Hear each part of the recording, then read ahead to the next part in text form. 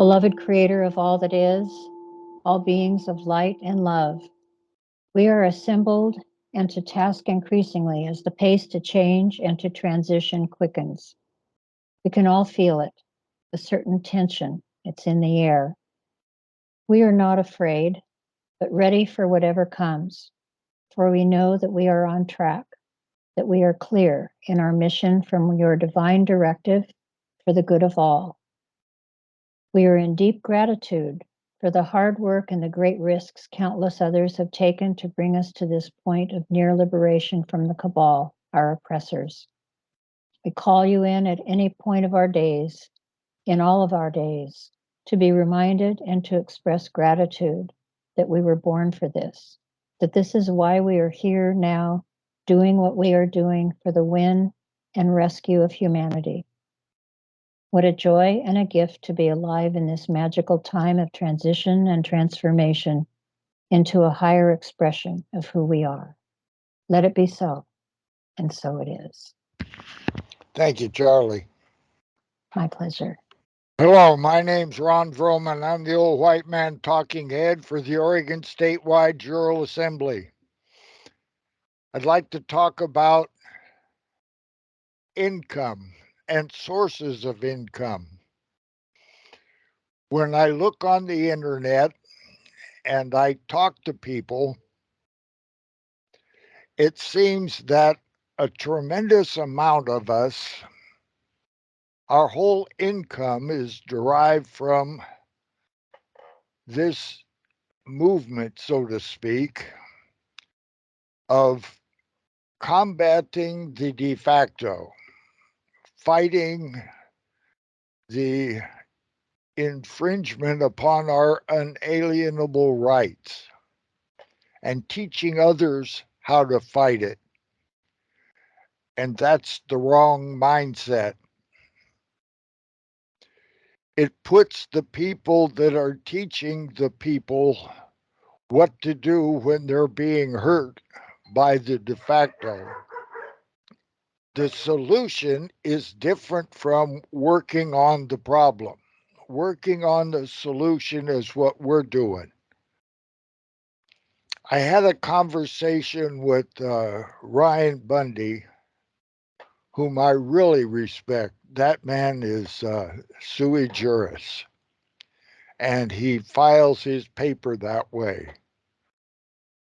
And he does not use an attorney. And his brother Ammon, another man that I respect, both of them thought they could work with the system and within the system and correct it from within, and they tried it lots of ways. Both of them ran for governor, one for Idaho and one for Nevada. Takes a lot of gumption, a lot of energy, a lot of money involved in that to lose. And there's no win with the de facto. You cannot join it and fix it.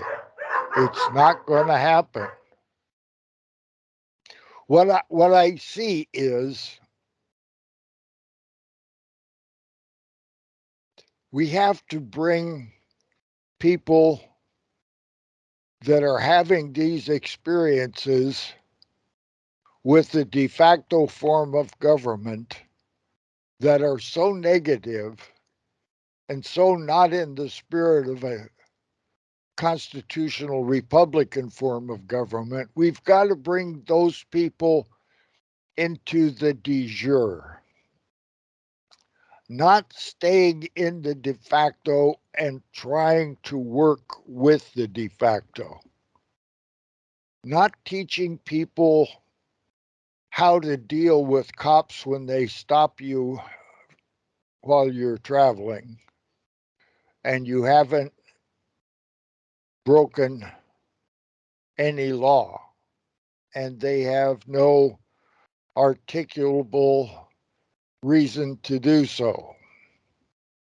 And it's tyranny, and it has to stop. But that is just a diversion. Just like the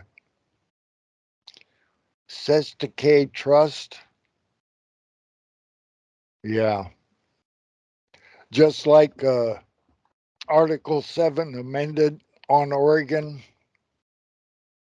the actual start of the de facto on Oregon that we know of. It may have started before then, but we know of that one.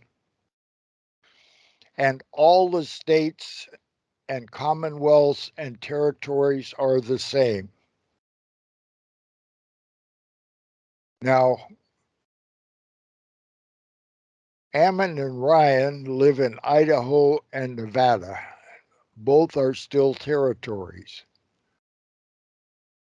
So the work that they have to do is within the United States, the lawful United States that we have not had since March 1861. When they put away the constitutional Republican form of government, they also put away the United States, the authorized agent in government for the several states with enumerated powers and cautions that they could not do. All that's written down and it's been ignored, subjugated, and MK Ultra'd. And they have been doing this for so long that they consider it okay. I got a granddaughter that's a bar attorney. She's got to know what she's doing. We have people that we talk to all the time that are in the de facto, that are sheriffs and are district attorneys and inspectors for, and they have to know. It can't be ignorance. Just like Bill Burgess, the recorder, Marion County, he knows. The sheriffs know. They have to correct, and they don't want to. They want to continue on being part of this de facto. It served them very well. They've had it for 113 years. They like it. And on the federal side, they've had it since 1861, and they like their industrial, military, bar, banker. They have put it in place, and they have been manipulating it in and out of wars, and they took the wealth of the nation, all of us together, and turned it into a debit society. And the United States of Washington District of Columbia, Inc., since 1861 and then since 1913. And they take these big steps and these big bites that are just totally unlawful, totally illegal. But they do it in color of law. They do play pretend and they make believe that what they're doing is legal. And they've got to know they're lying to themselves. They have to.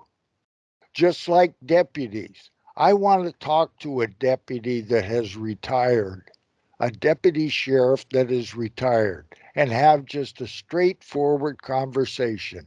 I know these things to be true. Do you accept them that they are true? No, I don't. Well, what part isn't true? And it has to be sorted out at that level, that the representative for the retired sheriffs of all the several states have to comprehend that for the whole time that they were a deputy sheriff and before they retired, they were supporting color of law.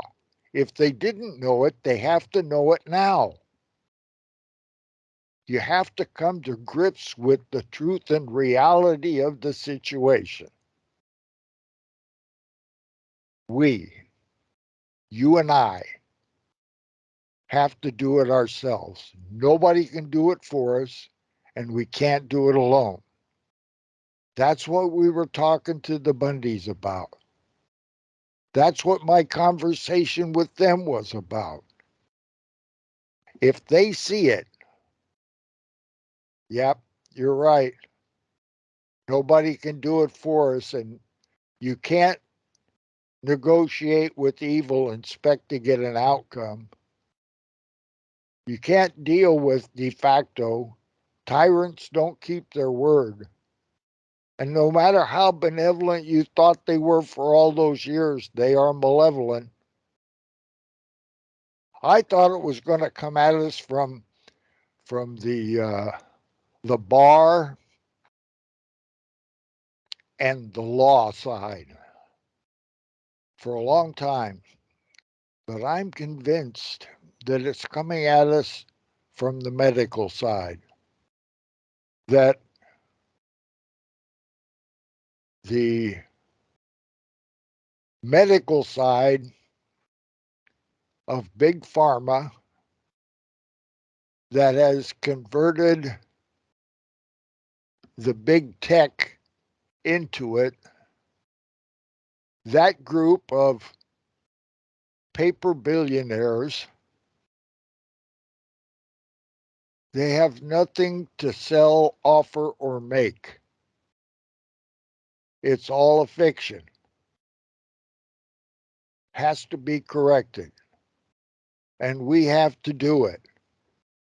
And the sheriffs and the deputies have to realize, they have to see it, and then they have to recognize it, and they have to admit it, and they cannot deal with cognitive dissonance anymore. There is good and there is evil, and you can't negotiate with the two. That has to be corrected. We're doing Oregon, that's all.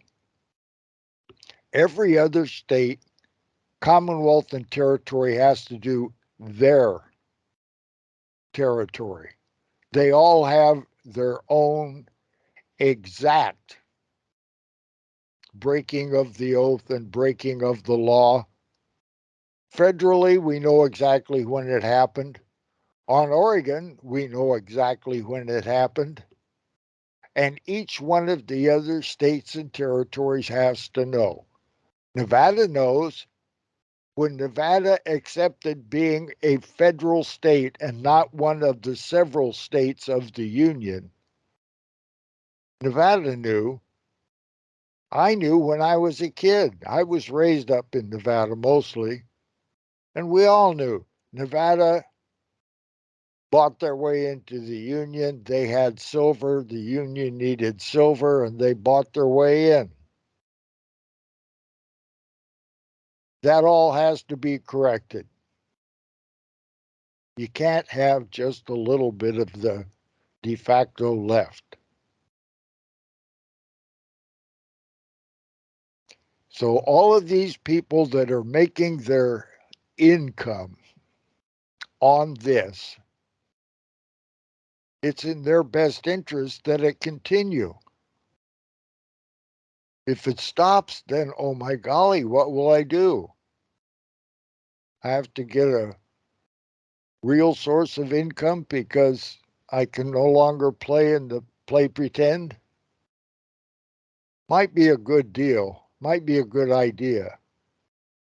Some of you may remember, maybe some of you won't, but there was a large fight against infantile paralysis when I was a kid, and it was called the March of Dimes. They were going to cure it by collecting silver dimes, and they were going to collect enough dimes that they could cure it. And then Salk and Sabin came along and we were told it was cured. And the March of Dimes didn't go away. They just transferred their expertise at collecting money for worthy causes. They just transferred that knowledge to a new project. We don't want any more new de facto projects. We'd like to have a de jure project. On Oregon, that's what we're doing. The other states have to take care of themselves. The territories have to become states. All the work has to be done. There's no way around it. Once you're no longer deceived, then you have to do the work. And I yield. They do not want to let go of this. They do not intend on losing here. And we do not intend giving it back to them. And then the bullets started flying. Then he jumps out of the car. And he's got both his hands up. And he got out of the car, and he had his hands in the air. He's like, just shoot me then. This is what you want, just shoot me. And they did. They shot him dead. With his hands in the air, and I saw it. I swear to God. He was just walking with his hands in the air. And they shot him. And they shot him dead, and then after he was down on the ground, they shot him 3 more times.